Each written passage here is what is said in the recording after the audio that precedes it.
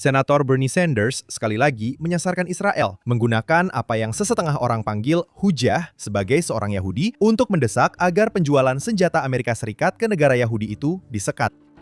Dan ketika perdebatan itu berlangsung di Washington, satu laporan baru dari Jabatan Negara mendedahkan bahawa pihak berkuasa Palestin masih membiayai dan mempromosikan keganasan walaupun telah berjanji untuk menghentikannya. Mari kita teruskan dengan Judication hari ini. Senator Vermont Bernie Sanders menggunakan Kat sebagai seorang Yahudi untuk menyokong dasar-dasar yang akan membahayakan negara Israel. Anda tahu apa yang saya maksudkan kan bila saya sebut Kat sebagai seorang Yahudi itu? Anda boleh jumpa orang-orang seperti ini di seluruh media sosial. Mereka kata perkara seperti, sebagai seorang Yahudi, saya tidak sokong Israel. Sebagai seorang Yahudi, saya percaya Israel itu jahat, dan sebagainya. Orang-orang ini menggunakan Kat sebagai seorang Yahudi. Mereka seolah-olah hanya kerana mereka Yahudi, tiba-tiba mereka menjadi pakar tentang apa yang berlaku di Israel dan di sini di Timur Tengah. Dalam rencana pendapat terbarunya di The Guardian, Sanders berkata, "Saya seorang Yahudi Amerika yang bangga," tulisnya, sebelum menceritakan sejarah keluarganya dalam Holocaust. Dengan kata lain, dia mesti seorang pakar atau wakil kepada orang Yahudi kerana keluarganya pernah mengalami Holocaust. Atau jika dia seorang Yahudi yang terselamat daripada Holocaust, maka apa sahaja yang dia katakan selepas itu mesti betul. Dan apa yang Sanders lakukan selepas itu? Dia berhujah bahawa AS mesti menghalang penjualan senjata kepada negara Israel. Mari kita lihat klip ini. Dan itulah sebabnya, Tuan Presiden, saya hari ini mengemukakan dua resolusi bersama untuk menyatakan bantahan. Satu-satunya mekanisme rasmi yang dimiliki Kongres untuk menghalang penjualan senjata. Sekarang, kembali kepada rencana pendapat Sanders. Seperti yang dijelaskan oleh Dr. Renat Harash dari organisasi pemantau media Honest Reporting, Sanders mengakui bahwa Israel mempunyai hak mutlak untuk bertindak balas terhadap serangan Hamas, merujuk kepada pembantaian pada 7 Oktober 2023. Tetapi beliau segera beralih, berhujah bahawa Israel sedang melancarkan perang habis-habisan yang membawa kemusnahan besar terhadap seluruh rakyat Palestin. Dan apa yang telah disimpulkan dengan tepat oleh para pakar sebagai satu genosid. Itulah kata-kata Senator Sanders. Sebenarnya, tiada pemeriksaan siapa pakar-pakar ini, mahupun sebarang perbincangan mengenai piawaian undang-undang untuk genosid yang memerlukan niat yang jelas untuk memusnahkan sesuatu kaum. Bukan sekadar angka korban awam yang dianggap terlalu tinggi dalam peperangan. Penilaian undang-undang yang berbeza diabaikan. Tuduhan itu dibuat, diulang, dan kemudian dijadikan asas untuk dasar. Harash berkata, rencana pendapat yang sama menyatakan dalam satu baris bahawa Hamas membunuh lebih daripada 1,200 lelaki, wanita dan kanak-kanak yang tidak bersalah serta mengambil ratusan tebusan. Tetapi ini dianggap sebagai latar belakang, bukan puncanya. Pembunuhan beramai-ramai yang mencetuskan perang diakui, kemudian secara efektif diketepikan, seolah-olah tindak balas Israel muncul tanpa sebab. Dari situ, Sanders beralih kepada dasar. Dia mengumumkan bahawa dia akan memaksa Senat untuk mengundi dua resolusi bersama untuk menyatakan bantahan bagi menghalang penjualan senjata kepada Israel. Satu menyasarkan 151 juta dalam bom seberat 1.000 pound. Satu lagi menghalang 295 juta dalam jentola. Ini bukan senjata pertahanan, hujahnya. Ini adalah alat untuk pembersihan etnik. Sekarang undian itu memang berlaku di Senat minggu lepas. Ia tidak lulus, syukur kepada Tuhan. Namun, harus diingat bahawa 40 senator Demokrat telah mengundi menyokong rang undang-undang itu. Itu sepatutnya memberitahu semua orang di mana pendirian Parti Demokrat di Amerika Syarikat sekarang apabila berkaitan dengan Israel. Betapa sedihnya. Sekarang, kembali kepada komen Sanders mengenai senjata itu. Harash berkata bahawa gambaran ini adalah satu penyelewengan yang sangat keterlaluan. Munisi yang sama yang dikecam oleh Sanders adalah standard dalam peperangan moden dan digunakan kerana ia membolehkan serangan yang disasarkan terhadap kedudukan berkubu yang digunakan oleh Hamas. Dalam arti kata lain, Sanders mendakwa beliau mengambil berat tentang orang Arab dan Muslim yang tinggal di Gaza. Betul ke? Jadi untuk menyelamatkan nyawa orang Arab, Anda mahu pastikan Israel tidak mendapat senjata yang diperlukan untuk serangan tepat? Adakah Anda mencadangkan Israel mula menggunakan senjata yang tidak tepat? Sudah tentu, itu akan menyebabkan lebih banyak korban di Gaza. Adakah itu yang diinginkan oleh Bernie Sanders? Atau mungkin dia mencadangkan bahawa Israel tidak sepatutnya bertindak balas langsung? Maaf, Senator, kami tidak akan membiarkan pengganas berkeliaran bebas. Peristiwa 7 Oktober tidak akan berulang lagi. Satu lagi sebab saya bangkitkan perkara ini dalam rancangan yang dipanggil Judication ini, berikut adalah ciapan terkini oleh Senator Sanders. Dia kata ia bukan sahaja Gaza, Iran dan Lebanon. Dalam apa yang dia panggil tebing barat atau Yudea dan Samaria sejak Oktober 2023. Menurut Sanders, tentara dan peneroka Israel telah membunuh 1.071 rakyat Palestina, merobohkan lebih 6.000 rumah, membina 200 pos haram, dan kemudian dia berkata, tiada lagi bantuan ketenteraan AS kepada Israel. Sanders menentang rakyat Israel melindungi diri mereka di semua medan, sama ada di Lebanon, Iran, atau Judea dan Samaria. Dan apa yang dia lakukan? Sebagai seorang Yahudi, sudah tentu dia berkongsi statistik palsu, kemungkinan besar nombor dari PBB, mendakwa bahawa Israel berulang kali mencederakan orang Arab dan Muslim di bawah PA. Statistik itu palsu, dan sudah tentu dia memasukkan pengganas yang dibunuh oleh askar IDF sebagai sebahagian daripada angka orang Arab yang mati. Dia langsung tidak membezakan antara tindakan mempertahankan diri yang perlu terhadap pengganas dan orang lain yang mungkin telah mati. Senator Sanders, malulah Anda. Anda mungkin telah memperdaya setengah orang atau meraih simpati dengan ucapan, artikel, dan ciapan Anda sebagai seorang Yahudi. Tetapi orang di seluruh dunia, sama ada Yahudi atau bukan Yahudi, yang mempunyai kompas moral yang kukuh, memahami perbezaan antara kebaikan dan kejahatan. Mereka memahami hak negara Israel dan tenteranya yang bermoral untuk mempertahankan rakyat Israel. Mereka memahami bahawa IADF menggunakan senjata tepat sasaran, manakala negara lain seperti Iran contohnya menggunakan bom kelompok untuk cuba membunuh seramai mungkin orang awam. Anda nampak perbezaannya semua? Senator Sanders, Anda memainkan kad saya seorang Yahudi. Apa yang saya boleh katakan hanyalah malulah. Ini sesuatu yang saya ingin tahu, sama ada Bernie Sanders akan bincangkan.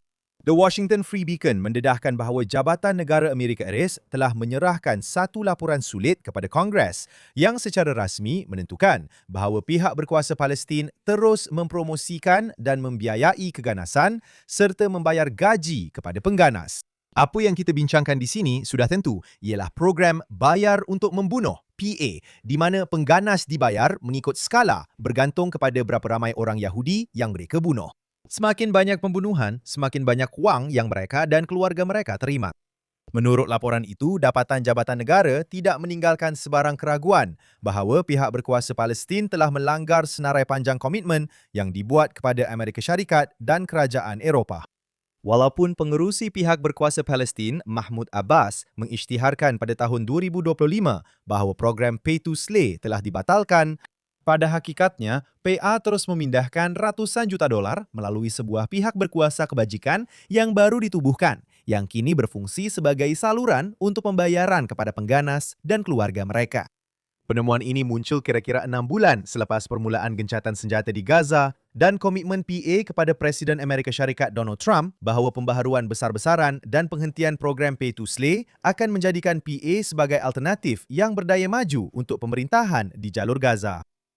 Laporan Jabatan Negara membuktikan bahawa PA telah melanggar komitmen ini secara sengaja dan terang-terangan. Selain pembayaran terus gaji kepada pengganas, laporan itu menyoroti hasutan berterusan dan pemuliaan keganasan oleh PA termasuk dalam sistem pendidikannya, platform media sosial rasmi dan saluran media PA. Ia juga menunjukkan sokongan terhadap keganasan melalui kandungan pendidikan dan kem musim panas yang menanamkan ideologi jihadis kepada kanak-kanak. Laporan Jabatan Negara itu juga menyatakan bahawa pihak berkuasa Palestin bertindak secara langsung melanggar perjanjian Oslo dengan mengambil langkah unilateral di PBB untuk menubuhkan apa yang dipanggil Negara Palestin. Dan dengan mengambil tindakan undang-undang di Tribunal Antarabangsa, kedua-duanya jelas dilarang di bawah perjanjian Oslo. Ia turut menyatakan percubaan oleh pegawai kanan pihak berkuasa Palestin untuk menghalang perluasan perjanjian Abraham termasuk sokongan terhadap boikot dan usaha untuk mengasingkan Israel. Di peringkat global, tindakan yang menonjolkan kekurangan niat baik pihak berkuasa Palestin. Aktiviti-aktiviti ini menyebabkan Jabatan Negara melarang pegawai kanan pihak berkuasa Palestin daripada menghadiri Perhimpunan Agung PBB pada September lalu. Kita mendapat semua maklumat ini hasil daripada organisasi Regavim. Regavim berkata pihak berkuasa Palestin adalah entiti pengganas yang telah memperdaya masyarakat antarabangsa selama beberapa dekad. Laporan kepada Kongres ini adalah satu lagi bukti dalam rangkaian panjang bukti-bukti tentang pengkhianatan pihak berkuasa Palestin. Satu lagi dalam siri pendedahan yang telah terkumpul sepanjang beberapa tahun kebelakangan ini. Di sebalik sud, tali leher dan janji kosong kepada Presiden Trump, Mahmud Abbas terus membiayai mesin pembunuhan dengan ratusan juta dolar. Negara Israel mesti berhenti bergantung kepada pengganas sebagai subkontraktor untuk keselamatan kita. Sebuah entiti yang melatih kanak-kanak untuk jihad dan kem musim panas terus mengecam Israel di forum antarabangsa dan berulang kali melemahkan perjanjian Abraham adalah musuh dalam setiap erti kata. Kerajaan Israel setelah membuktikan di Iran bahawa ia tahu bagaimana untuk menghadapi musuh-musuhnya, mesti bertindak segera terhadap mereka yang berusaha melemahkan kewujudan kita hanya beberapa meter dari pintu rumah kita. Saudara-saudara, PA mesti disingkirkan. PA membayar pengganas untuk membunuh orang Yahudi.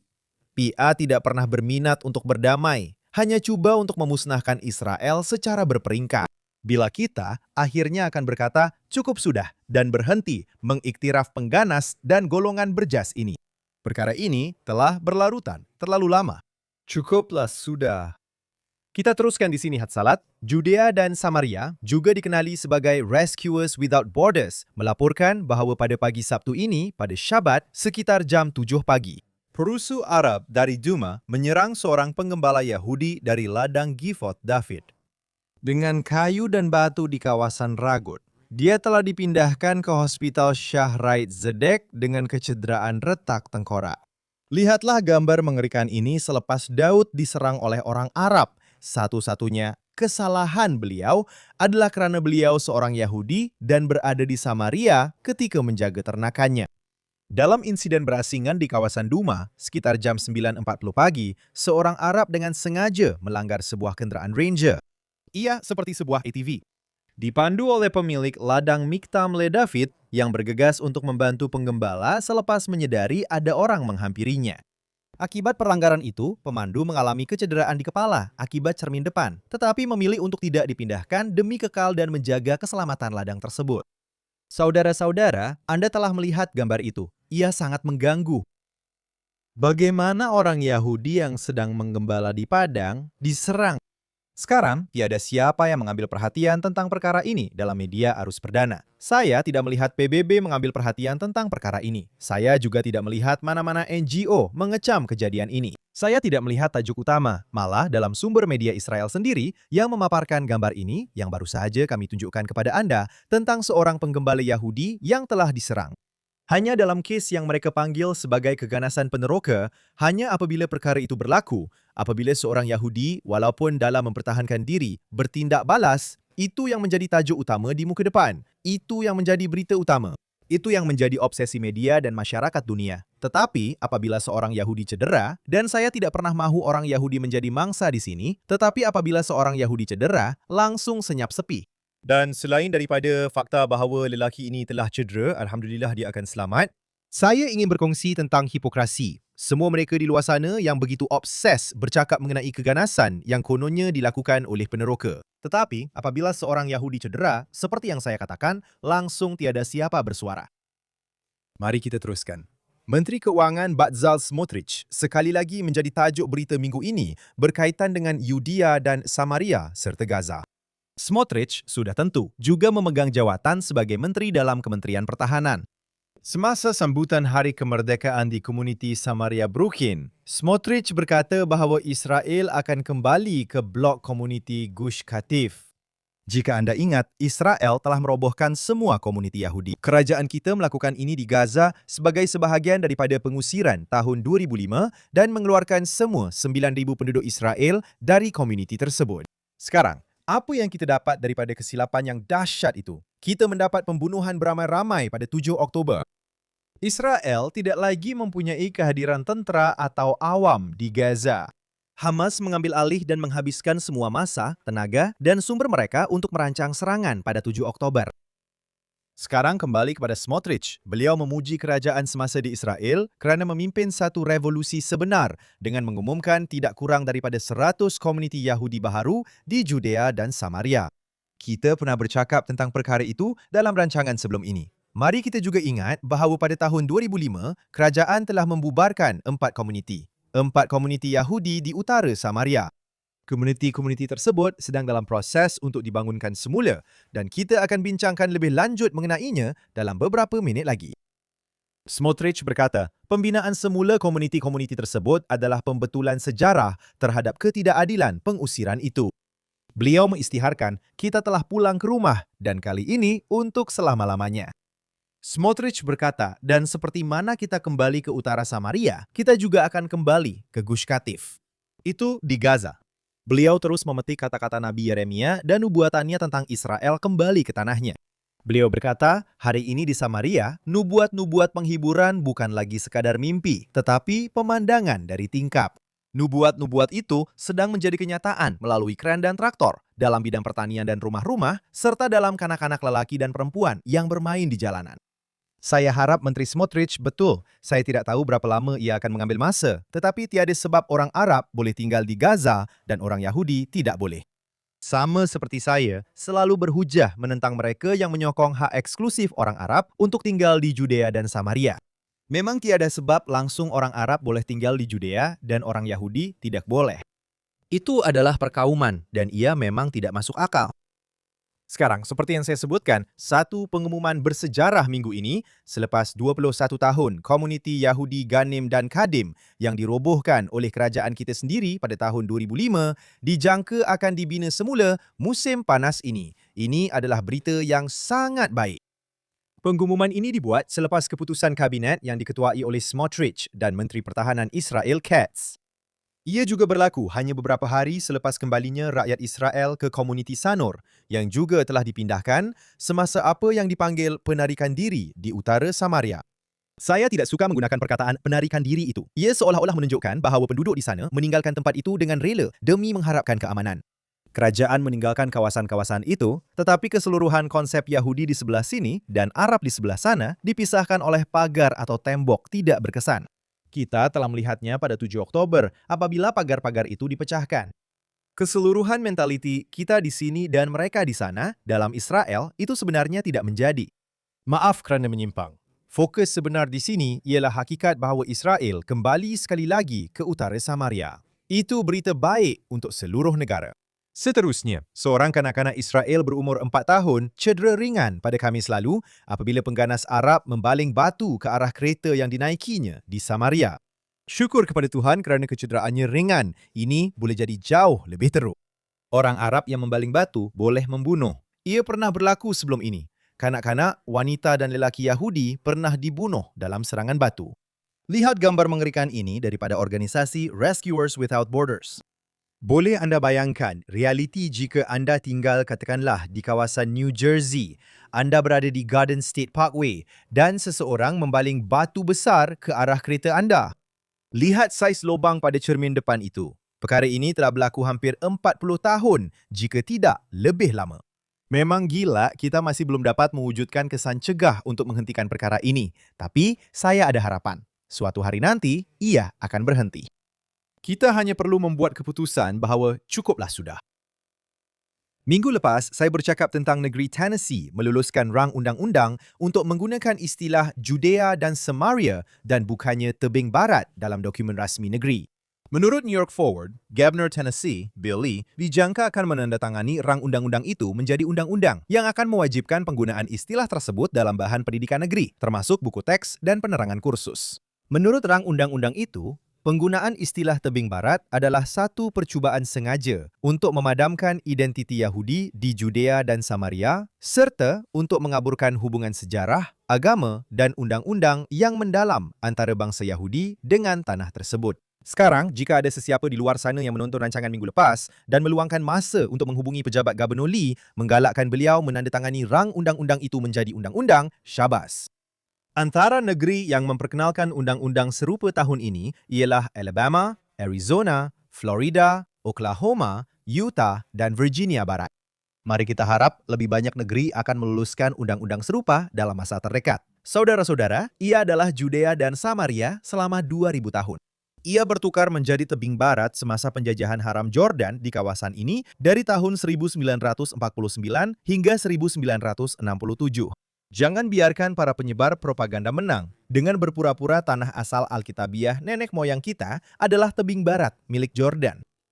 Dan itu saja untuk Judeocation hari ini. Nama saya Josh Hasten, wartawan untuk JNS News. Saya ingin mengucapkan terima kasih kepada mereka yang bekerja di belakang tabir di JNS TV, penerbit Barbara Kamanov, jurutera Arn Wogelanter, Zach Sickerman, Ryan Lifshitz, pengurus TSN Yuri Svetsky, dan penyunting video Olga Senatov. Terima kasih banyak karena bersama kami. Pastikan Anda melayari JNS TV untuk semua kandungan hebat yang disediakan.